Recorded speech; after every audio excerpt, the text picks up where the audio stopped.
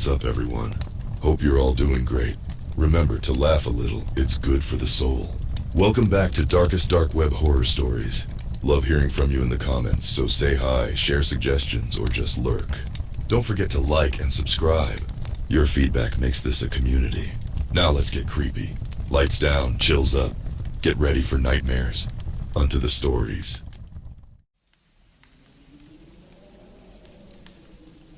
In the suffocating heat of Mogadishu, Somalia, the air was thick with a mixture of dust, diesel, and the acrid tang of fear. The city had seen better days, decades ago perhaps.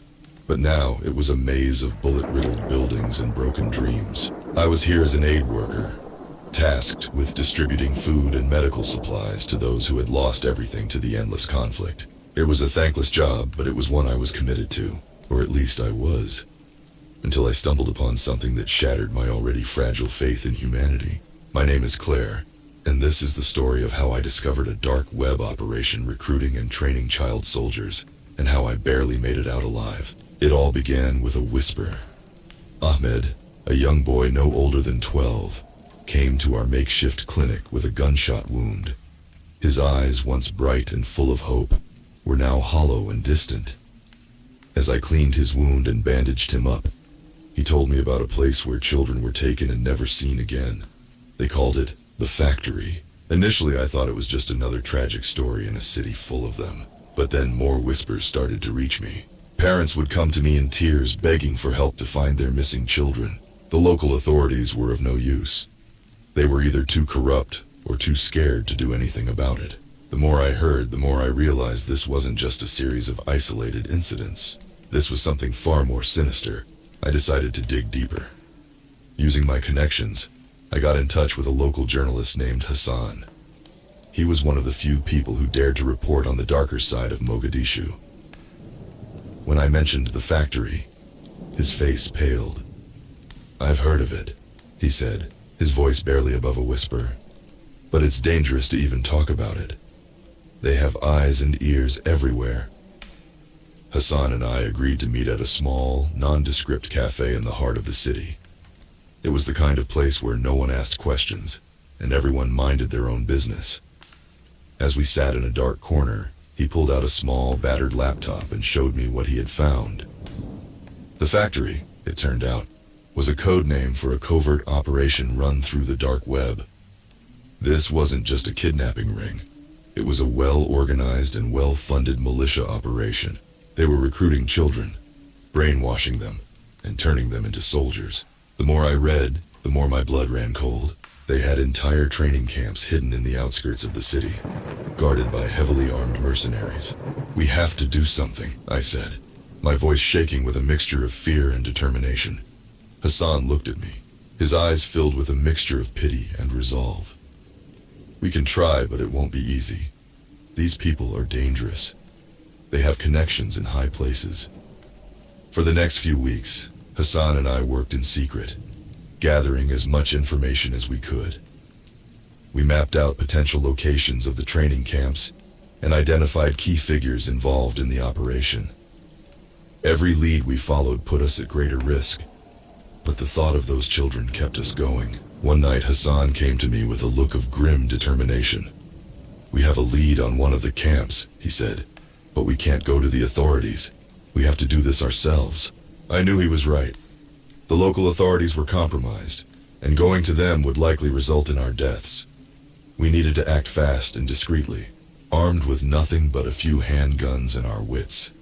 We set out for the outskirts of the city. The location we were headed to was an abandoned factory, ironically enough. It was the perfect cover for a training camp, isolated, easily defensible, and far from prying eyes. We approached the factory under the cover of darkness. The scale of the operation became horrifyingly clear. We could see guards patrolling the perimeter, armed to the teeth. Through binoculars, we spotted children, some as young as 6 or 7, being drilled by men with whips and guns. It was a scene straight out of a nightmare. "We need to get inside," Hassan whispered, "but we have to be careful." We waited for a patrol to pass before slipping through a gap in the fence. Inside, The factory was a maze of corridors and rooms, each one filled with the sounds of misery. Children were huddled together in makeshift dormitories, their eyes empty and devoid of hope. My heart ached for them, but we couldn't stop to help them yet. We needed evidence. We made our way to what appeared to be an office. Inside, we found documents detailing the operation. Names, dates, transactions. This was what we needed to bring them down. But as we were about to leave, we heard footsteps approaching. We barely had time to hide before 2 guards entered the room. "I heard something," one of them said, his voice gruff. "Probably just the rats," the other replied. "Come on, let's finish our round."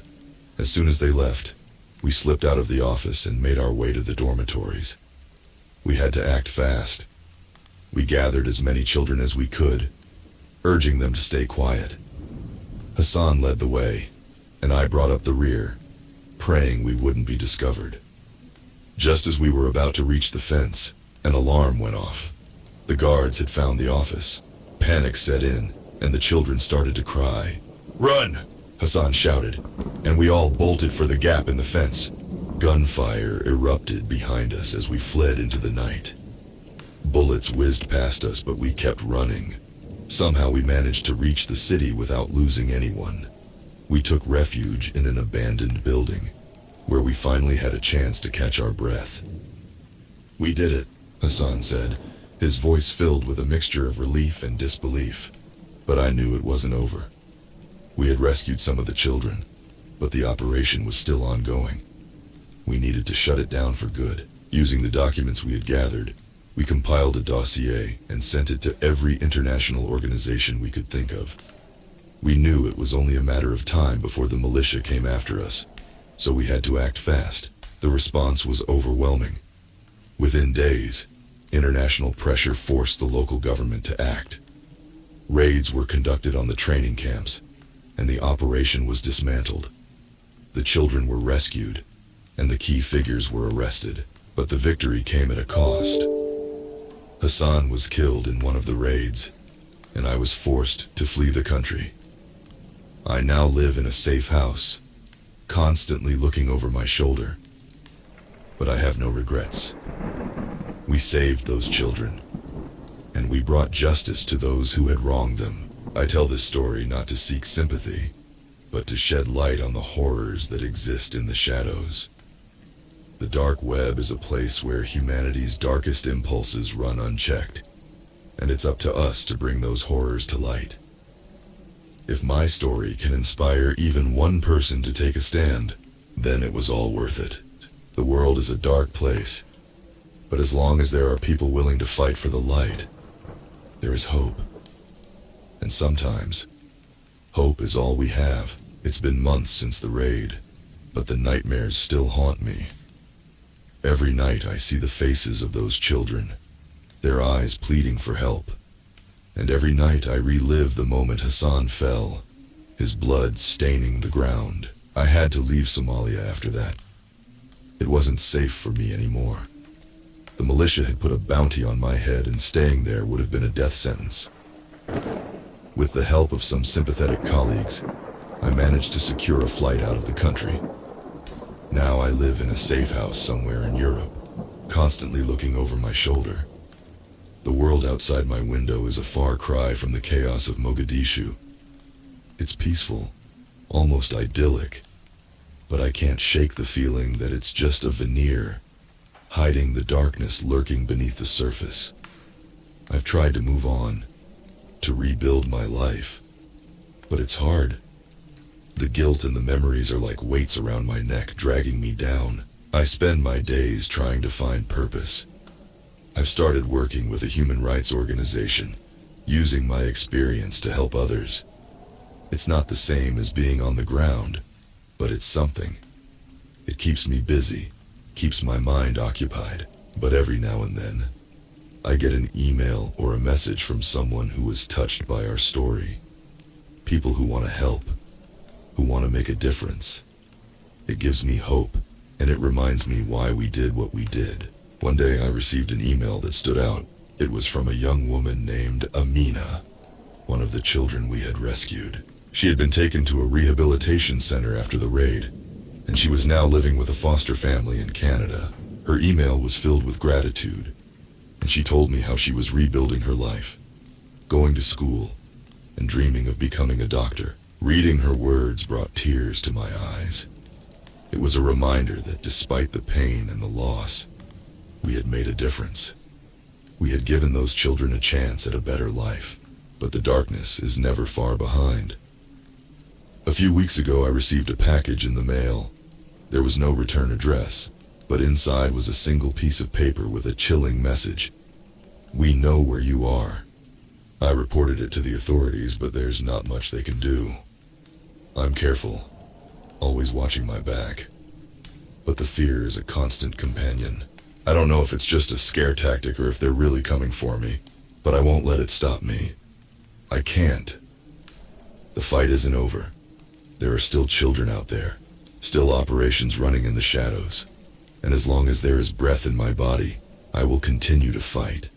For Hassan, for the children, for all the victims of this horrific trade. This is my story.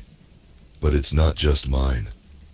It's the story of countless others who have been touched by the darkness, who have fought against it, and who continue to fight.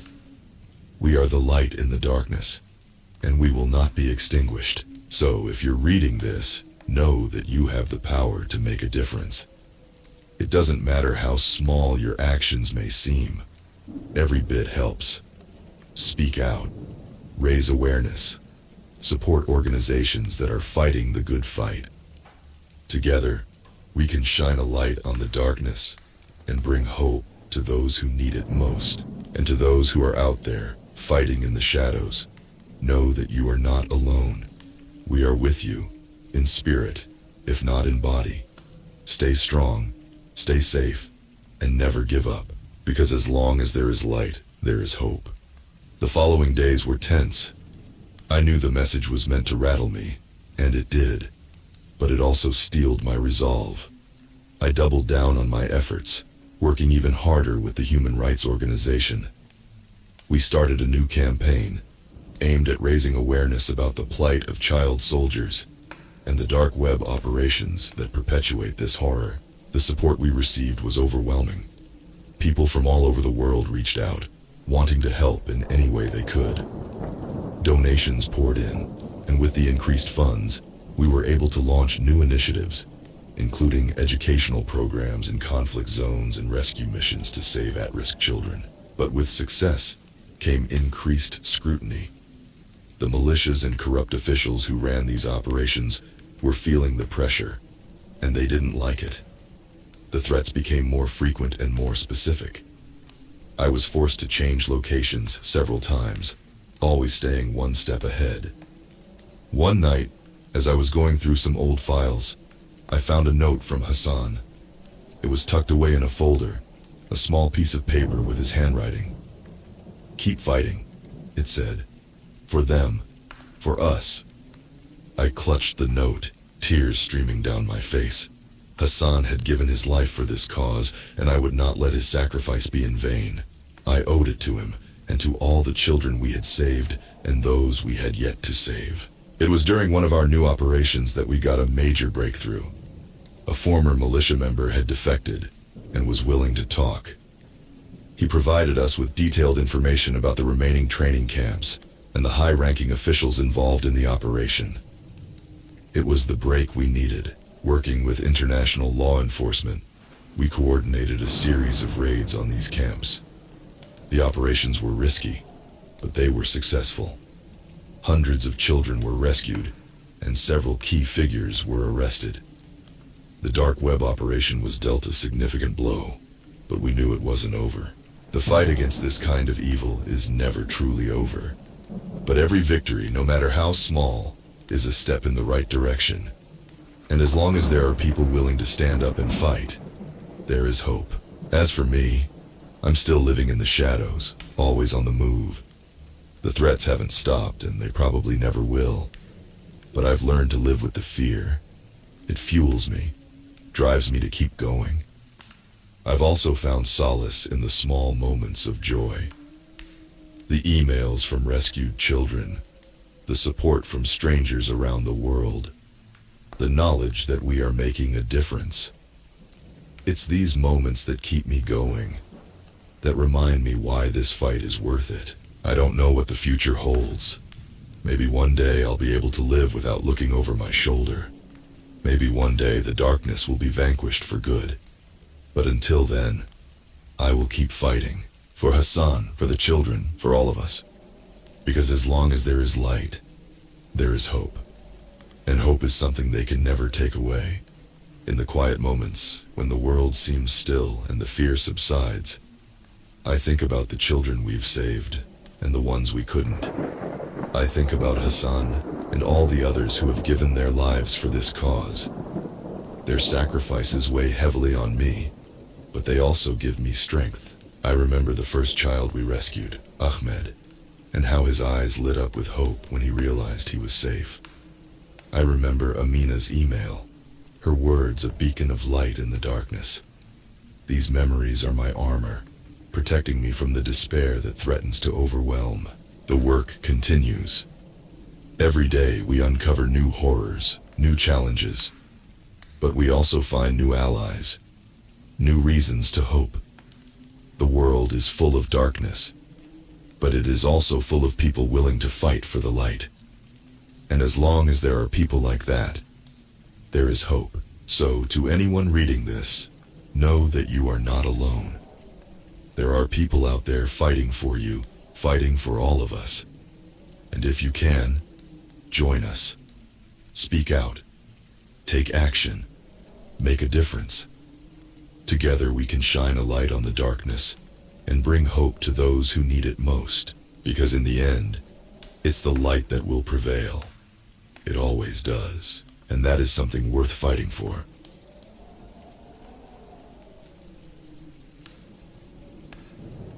My name is Detective Sarah Collins, and I've seen my share of terrible things. But nothing prepared me for the case of the Red Room. It started on a cold Tuesday morning in New York City. I was called to a crime scene in an old abandoned warehouse near the docks. The victim was a young woman, barely in her 20s. Her body was mutilated in ways I won't describe. The brutality was unlike anything I'd seen before. But what really caught my eye was the piece of paper clutched in her hand. It had a web address scribbled on it. Back at the precinct, I typed the address into my computer. It led me to a dark web forum. My heart pounded as I navigated through the site, filled with disturbing images and videos. The forum talked about something called a Red Room, where people could pay to watch live stream torture and murder. I knew I had to dig deeper, but I had to be careful. I couldn't let anyone know I was a cop.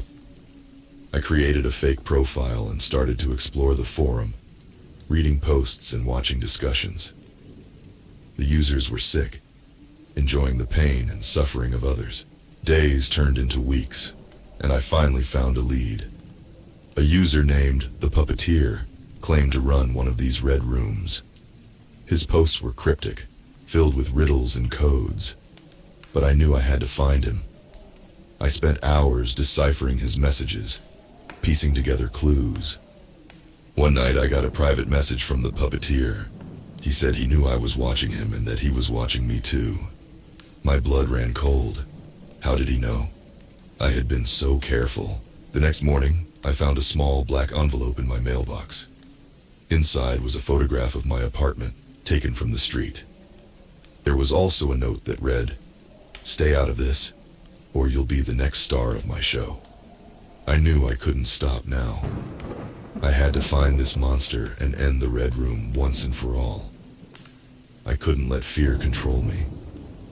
I gathered all the information I had and prepared to dive deeper into the dark web, determined to find the puppeteer and bring him to justice. With trembling hands, I typed the web address the puppeteer had left me. The screen flickered, and a countdown timer appeared. I was about to enter a live Red Room session. My heart raced, but I knew I had to do this. The lives of countless victims depended on it. When the timer hit 0, the screen went black, then slowly illuminated to reveal a dimly lit room. In the center was a chair with straps, empty for now. The chat box beside the video feed exploded with messages from users eager for the show to start. I forced myself to watch as a hooded figure dragged a bound and gagged man into the frame. The man's eyes were wide with terror. The hooded figure moved with a deliberate slowness, prolonging the anticipation of the viewers. "Welcome to tonight's performance," a distorted voice said from the speakers. It was the puppeteer. "Remember, you paid for this, so enjoy the show." I had to look away as the torture began. My gut twisted, but I forced myself to take notes. I needed every detail to track this monster down. The puppeteer's voice was calm and methodical, instructing the viewers on how they could tip for more gruesome acts. The chat was a hive of activity, with users egging each other on and making sickening requests. I scanned the usernames looking for anything familiar. I needed a way to trace them, but it was impossible in the dark web's anonymity.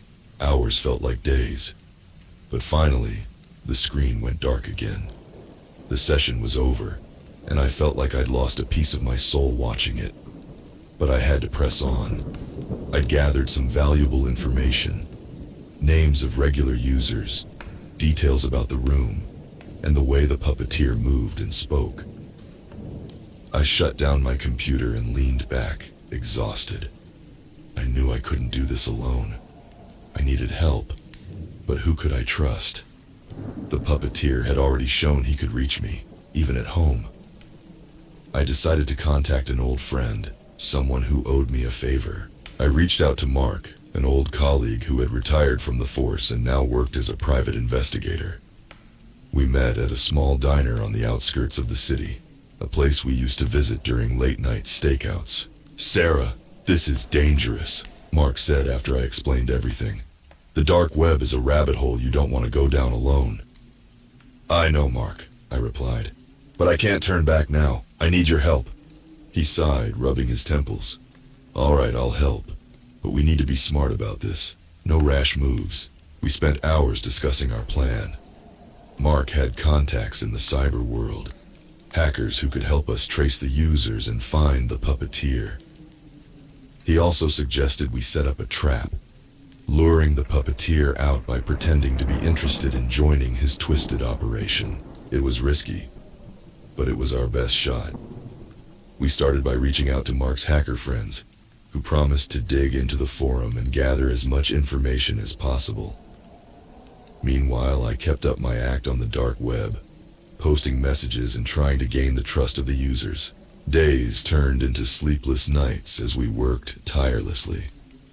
Mark's hackers managed to trace a few usernames to IP addresses, giving us potential leads. But the puppeteer remained elusive. He was smart, covering his tracks at every turn. Then, one night, I got another message from the puppeteer. "I see you, detective. You're closer than you think. But be careful, or you'll regret it." My blood ran cold. How did he always know what I was doing? I felt eyes on me everywhere I went, and the constant fear was wearing me down. Mark tried to reassure me, but I knew we were running out of time. We decided it was time to set our trap. I posted a message on the forum, claiming to be a wealthy client interested in a private Red Room session. The response was immediate. The puppeteer himself replied, asking for details and promising a unique show. We arranged the session for the following night. Mark and his team were ready, monitoring everything and preparing to trace the signal. I knew it was dangerous, but it was our only chance to catch the puppeteer and stop the madness. The night of the session arrived, and my nerves were on edge. I sat in my apartment, the room dark except for the glow of my computer screen. Mark was stationed nearby, ready to swoop in if things went south. The countdown timer appeared again, ticking down slowly. I took a deep breath, steeling myself for what was to come. When the timer hit 0, the screen flickered, and the puppeteer's voice filled the room. "Welcome, detective," he said, his voice dripping with malice. "I knew you couldn't resist." The screen showed the familiar dimly lit room, but this time it was empty. Tonight's show is special, the puppeteer continued. It's just for you. I felt a chill run down my spine. This wasn't going according to plan. What do you want? I typed into the chat box, trying to keep my composure. Oh, I think you know, he replied. But first, let me introduce you to my guest. The camera panned to the side, revealing a figure tied to a chair. My heart skipped a beat. It was Mark. He looked battered and bruised, a gag in his mouth. I felt a wave of panic wash over me. How did you find him? I typed, my hands shaking. The puppeteer laughed. I've been watching you both for a long time. You made it easy. I glanced at my phone, hoping Mark's team would notice something was wrong. But there was no response. I was on my own. Let him go, I typed, desperation creeping into my voice. Not yet, the puppeteer replied. First, you have to play a game. The screen split, showing a series of riddles and puzzles. Solve these, and he goes free, the puppeteer said. Fail, and you both die. I had no choice. I started working through the riddles, my mind racing. They were complex, designed to trip me up. I could hear Mark groaning in the background, his suffering adding to the pressure. Minutes felt like hours as I solved each puzzle, inching closer to freeing Mark. But the puppeteer wasn't making it easy. He taunted me, throwing in obstacles and distractions. My frustration grew, but I kept going, fueled by the need to save my friend. Finally, I reached the last puzzle. It was the hardest yet, a complex code that seemed impossible to crack. But I couldn't give up. I had to save Mark. I worked frantically, my fingers flying over the keyboard. Suddenly, the screen went black. For a moment, I thought I had failed. But then, the puppeteer's voice came through the speakers. Congratulations, detective. You've won. For now, the screen flickered back to life, showing Mark being untied by the hooded figure. He looked weak, but alive. I felt a wave of relief wash over me, but I knew this was far from over. The puppeteer was still out there, and he was watching my every move. Mark was shaken, but alive. We regrouped at his safe house, a small, nondescript apartment hidden away in the city. That was too close, he said, his voice hoarse from the ordeal. We need to be smarter. I nodded, still reeling from the night's events. He's always one step ahead. How do we catch someone who sees everything? We hit him where it hurts, Mark replied. His network. We cut off his ability to broadcast and communicate. Without his audience, he's powerless. We spent the next few days planning our next move. Mark's hackers worked around the clock, gathering intel and preparing to take down the puppeteer's servers. We knew it wouldn't be easy, but it was our best shot. One night, I got another message from the puppeteer. You're a persistent detective. I admire that. But persistence can be deadly. I ignored the message, focusing on our plan. We were close, and I couldn't let his threats distract me. Mark and his team had pinpointed several locations where the puppeteer's servers might be housed. We just needed to strike. We decided to hit all the locations simultaneously, overwhelming his defenses. Mark would lead one team, while I led another. It was risky, but it was our best chance to catch the puppeteer off guard. The night of the raid, my heart pounded with anticipation. We moved quickly, breaking into the first location and securing the servers. The place was deserted, but we found valuable information linking the puppeteer to other sites. Mark's team met with more resistance. They encountered armed guards, clearly expecting trouble. A firefight broke out, and Mark was injured, but they managed to secure the servers. The information we gathered was invaluable, giving us a clearer picture of the puppeteer's operations, but our victory was short-lived. As we celebrated our success, my phone buzzed with a new message. Nice try, detective, but I'm not that easy to catch. See you soon. I felt a knot of dread in my stomach. The puppeteer was still out there, and he was angrier than ever. We had dealt him a blow, but he wasn't defeated, and now he was coming for us. We regrouped at the safe house, tending to Mark's wounds and planning our next move. We need to find his base of operations, I said. Wherever he's hiding, we need to flush him out. Mark nodded, wincing from the pain. Agreed, but we need to be careful. He's watching us, waiting for us to slip up. We doubled our efforts, working day and night to track the puppeteer. The information from the raids led us to a small town in upstate New York, a place called Blackwood. It was remote and isolated, the perfect hideout for someone like him. We packed our bags and headed to Blackwood, determined to end this once and for all. But as we drove through the dark, winding roads, I couldn't shake the feeling that we were walking into a trap. Blackwood was a quiet town, the kind of place where everyone knew each other. It was hard to imagine someone like the puppeteer hiding here, but the evidence pointed to this place, and we had to follow it. We checked into a small motel on the outskirts of town.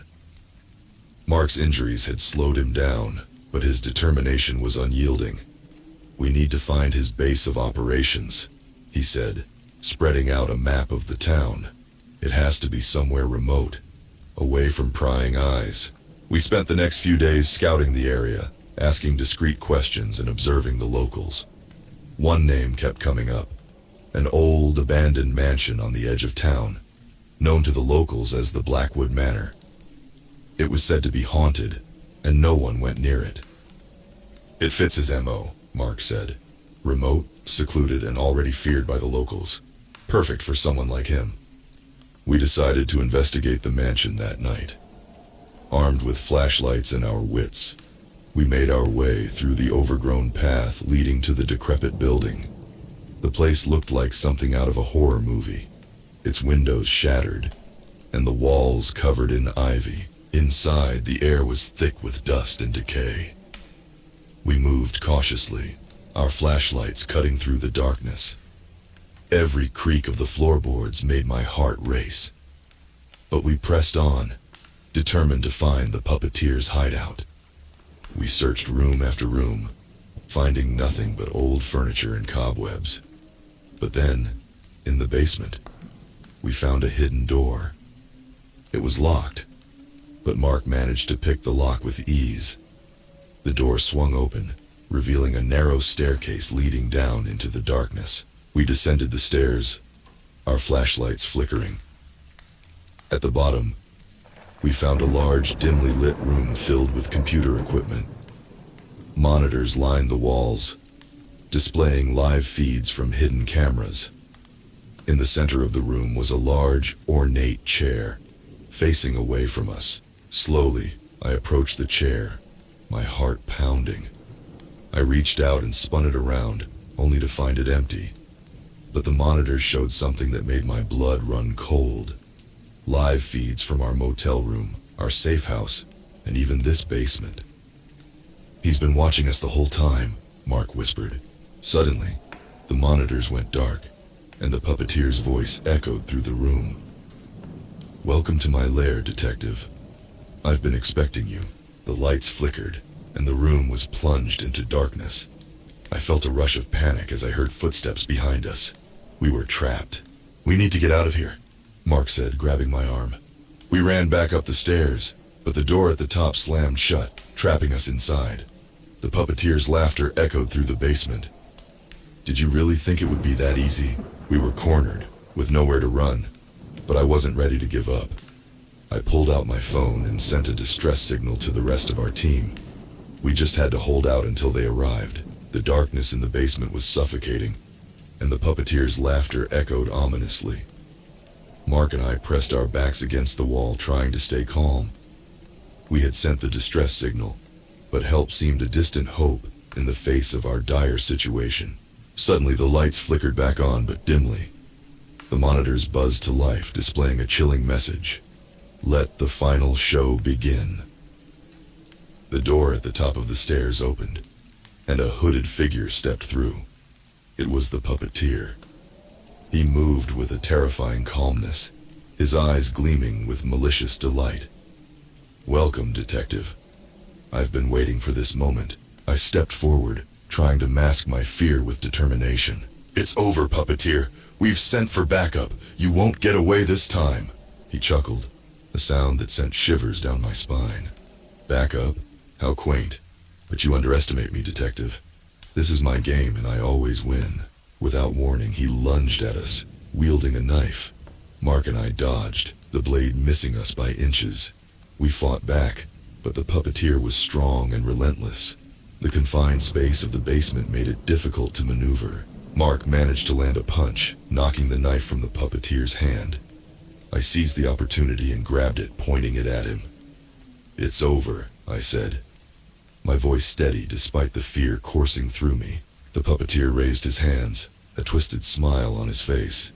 "Maybe for me, but not for you, detective. This is just the beginning." The monitors flickered, showing live feeds of other Red Room sessions around the world. "There are others like me, detective. You can't stop us all." Anger surged through me. "Maybe not, but I can stop you." Before he could react, I plunged the knife into his shoulder, incapacitating him. He screamed in pain, collapsing to the ground. I quickly tied his hands with a piece of rope I found nearby. "It's over," I repeated, more to myself than to him. Mark and I moved to the monitors, frantically typing and sending signals to our team. Within minutes, we heard the sound of footsteps approaching. Our backup had arrived. The puppeteer was taken into custody, his lair dismantled, and the evidence gathered. As he was led away, he looked at me with a chilling smile. "You've won this round, detective, but the game is far from over." The aftermath was a blur of activity. The mansion was thoroughly searched, and more victims were identified. The dark web forums were infiltrated, and the puppeteer's network began to crumble. But his words haunted me. Days later, as I sat in my apartment, trying to piece my life back together, I received a package. Inside was a small black envelope. My hands trembled as I opened it, revealing a photograph of myself, taken from the street. On the back, a message was scrawled in red ink. "To be continued." The game wasn't over, but I was ready. I would keep fighting, keep hunting, until every last one of them was brought to justice. The puppeteer may have started this nightmare, but I would be the one to end it.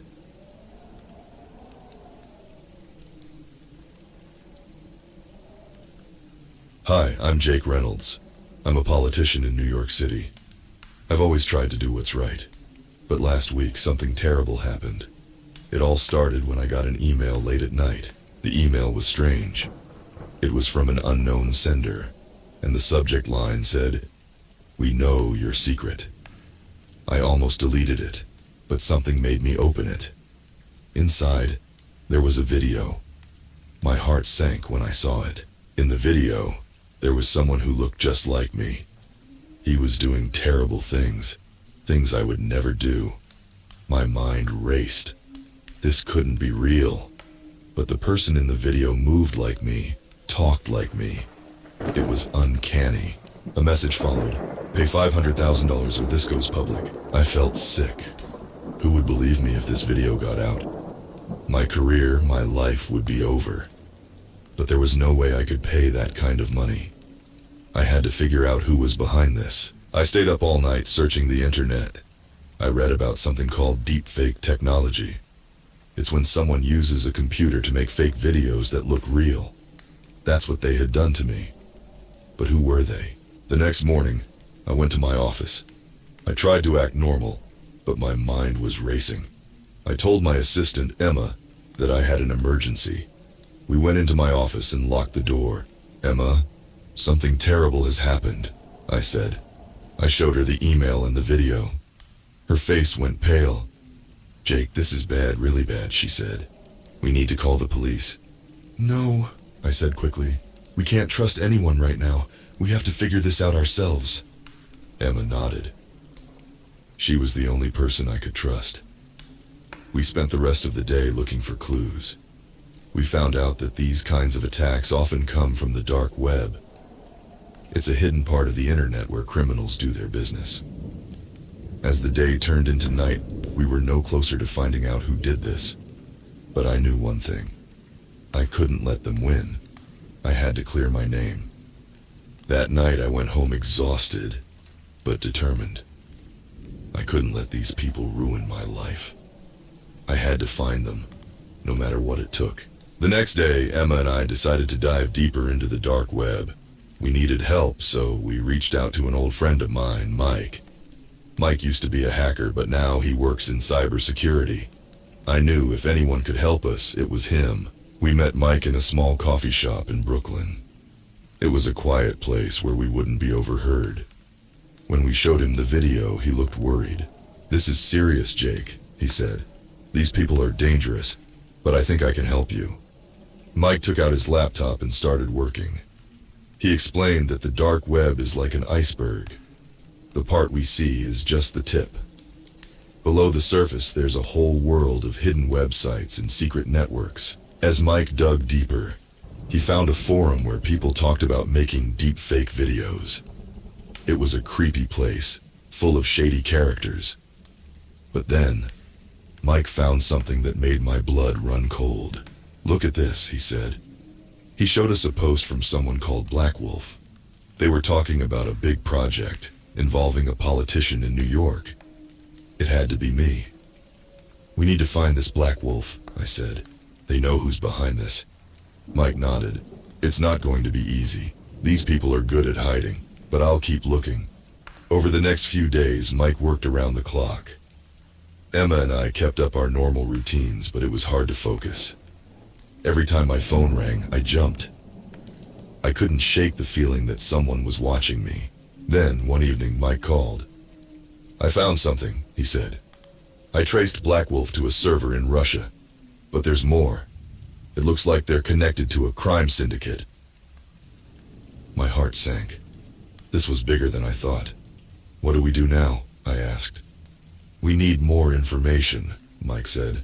"I have a contact who might be able to help, but it's risky." I took a deep breath. "Do it," I said. "We have no choice." That night I barely slept. I kept thinking about the video and the people behind it. They were dangerous, but I had to stop them. For my career, for my family, for my sanity. The next morning, Mike arranged a meeting with his contact. We met in a dimly lit basement bar in Queens. The contact was a woman named Lena. She was tough and looked like she had seen it all. "Mike told me about your problem," she said. "I think I can help." Lena explained that she used to work for the Russian mob, but now she was trying to go straight. She had inside knowledge about the syndicate behind the deepfake video. "This group, they call themselves the Black Hand," she said. "They're involved in all kinds of illegal activities. Drugs, weapons, human trafficking, and now it seems, blackmail." My stomach turned. This was worse than I had imagined. Lena continued. "The leader is a man named Sergei Ivanov. He's ruthless. If he's targeting you, it means he sees you as a threat." "Why me?" I asked, feeling helpless. "Maybe you got too close to something he wants to keep hidden," Lena replied. "Or maybe he just thinks he can make money off you. Either way, you're in deep trouble." Emma and I exchanged worried looks. "How do we stop him?" I asked. Lena leaned in closer. "You need to expose him. Get proof of what he's doing and go public. But be careful. Sergei has people everywhere. He'll do anything to protect his operation."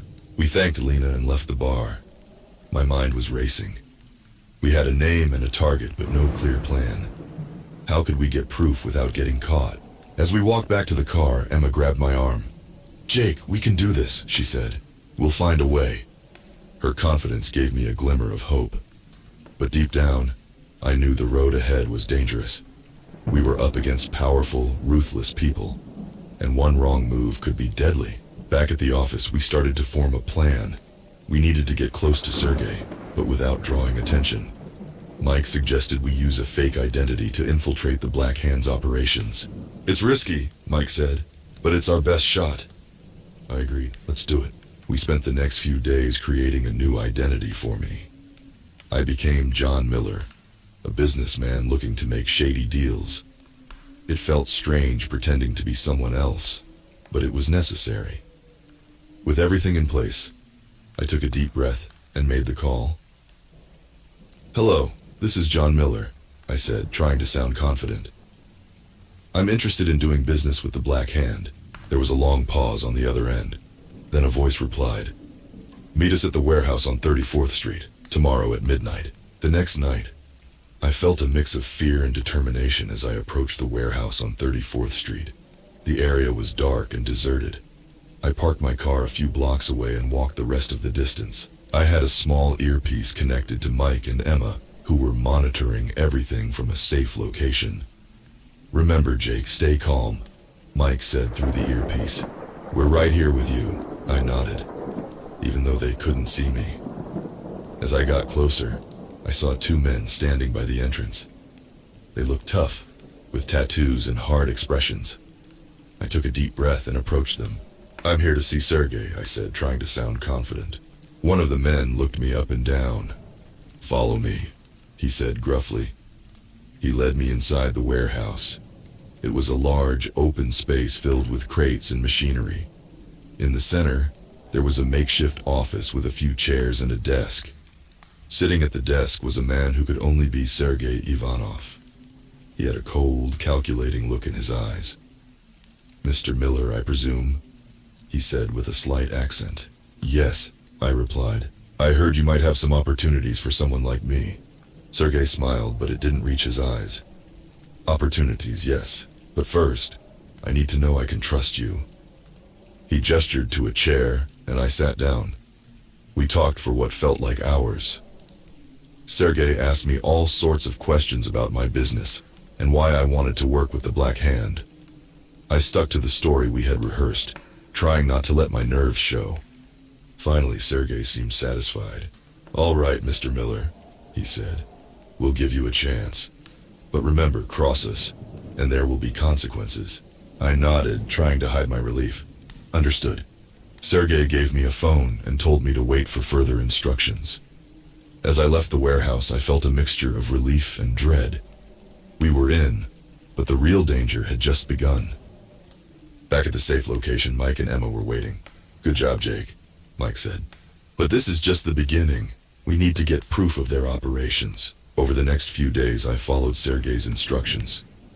I met with various members of the Black Hand, all while trying to gather as much information as possible. It was dangerous work, and I always had to be on my guard. One night, Sergey called me. "Mr. Miller, I have a special task for you," he said. "Meet me at the docks at midnight." I knew this could be my chance to get the proof we needed. But it could also be a trap. I had to be careful. The docks were eerie at night. Fog rolled in from the river, and the air was damp and cold. I arrived early, parking my car a safe distance away, and walking the rest of the way. I kept my earpiece in, with Mike and Emma listening. "I see movement near the water," Mike said quietly. "Be careful." I approached the designated meeting spot. There I saw Sergey and a few of his men standing by a shipping container. Sergey nodded when he saw me. "Mr. Miller," he said, "we have a shipment coming in tonight. I need you to oversee the transfer." I nodded, trying to hide my nervousness. Of course. As the night went on, I watched as crates were unloaded from a boat and moved into a truck. I pretended to check the contents, all the while snapping photos with a hidden camera. Inside the crates, I saw weapons, drugs, and other illegal items. This was the proof we needed. Suddenly, there was a commotion. One of Sergey's men shouted, "We've got company!" My heart raced. I looked around and saw a group of men approaching. They didn't look like police. They were dressed in black and moved quickly. "It's a raid!" Sergey shouted. "Everyone, get out of here!" In the chaos, I tried to slip away, but one of the men grabbed me. "Where do you think you're going?" he snarled. I struggled, but he was strong. I saw Sergey running towards a car, leaving his men behind. The men in black started fighting with Sergey's men, and it was chaos. "Jake, run!" Mike's voice shouted in my ear. I finally broke free and ran towards the car. I could hear shouting and gunshots behind me. My heart was pounding as I reached the car and jumped in. I floored the gas pedal and sped away. When I finally felt safe enough to stop, I pulled over and took a deep breath. My hands were shaking. "Mike, Emma, are you there?" I asked. "We're here, Jake," Emma said, her voice shaking. "Are you okay?" "Yeah," I said, trying to calm down. "I got the proof, but we need to move fast." Sergey's not going to be happy. I drove to the safe location, where Mike and Emma were waiting. We looked through the photos and videos I had taken. It was clear evidence of the Black Hand's illegal activities. "This is it," Mike said. "We need to go public with this, but we need to be smart about it." We spent the rest of the night planning our next move. We had to expose Sergey and his operation, but we also had to protect ourselves. The Black Hand was dangerous, and they wouldn't go down without a fight. The next morning, we decided to reach out to a trusted journalist. Her name was Lisa Turner, and she had a reputation for uncovering corruption. We arranged a secret meeting at a small cafe in the heart of Manhattan. When we met Lisa, she listened carefully as we explained everything. We showed her the evidence, and she looked shocked. "This is huge," she said. "But you know this is dangerous, right? The people you're going up against won't hesitate to silence you." "We know," I replied, "but we can't let them get away with this." Lisa agreed to help. She promised to publish the story and make sure the evidence reached the right authorities. But she also warned us to be careful. Over the next few days, we worked closely with Lisa. She wrote a detailed article exposing the Black Hand's operations and Sergey Ivanov's involvement. We provided her with all the photos and videos I had taken. The night before the article was set to be published, we decided to lay low. We knew Sergey would be furious once the story broke. I stayed at a safe house with Mike and Emma, constantly looking over my shoulder. Finally, the day came.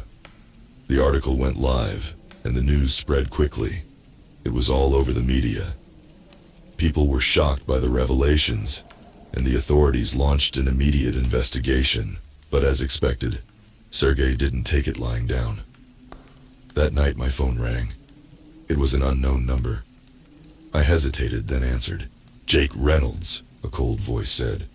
"You think you're clever, don't you? But you have no idea who you're dealing with." My blood ran cold. It was Sergey. "This is just the beginning," he continued. "You and your friends will pay for this." I hung up, my hands trembling. "Mike, Emma, we need to be extra careful," I said. "Sergey knows." We decided to stay together for safety. That night, we barely slept, listening for any signs of danger. Every creak and noise made my heart race.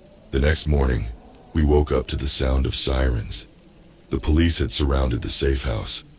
My heart pounded as they knocked on the door. "Jake Reynolds, open up!" one of the officers shouted. I opened the door and they rushed in. "You're under arrest," the officer said. "For what?" I asked, stunned. "We have a warrant for your arrest," he replied.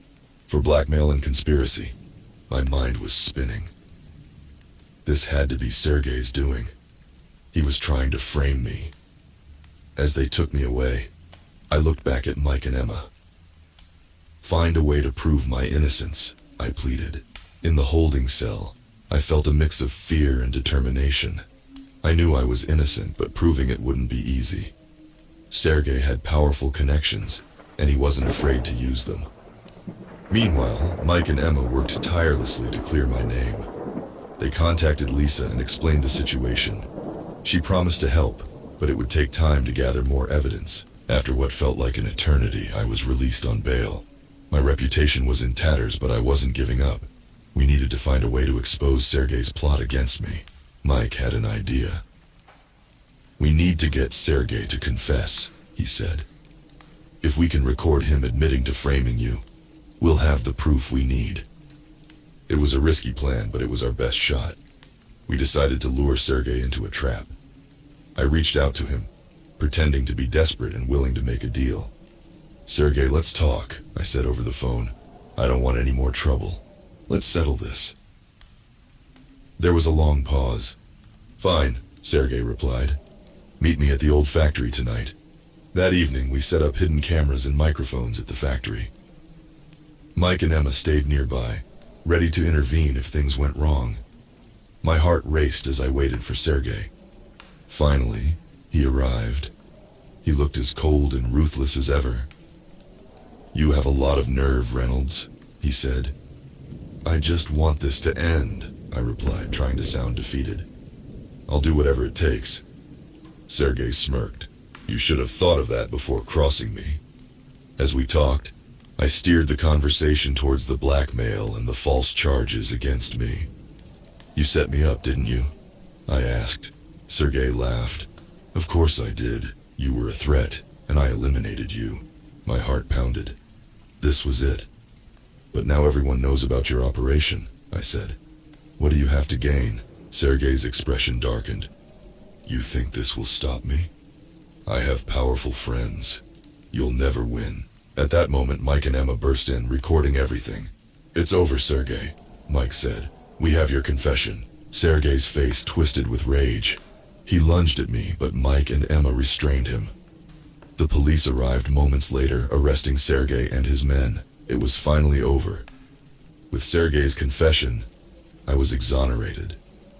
The truth came out, and my reputation was restored. The Black Hands operations were dismantled, and Sergei faced a long prison sentence. As I stood outside the police station, I took a deep breath. It had been a long, terrifying journey, but we had won. I looked at Mike and Emma, grateful for their unwavering support. "Thank you," I said. "I couldn't have done this without you." Emma smiled. "We make a good team." And with that, we walked away, ready to face whatever challenges lay ahead, knowing that together, we could overcome anything.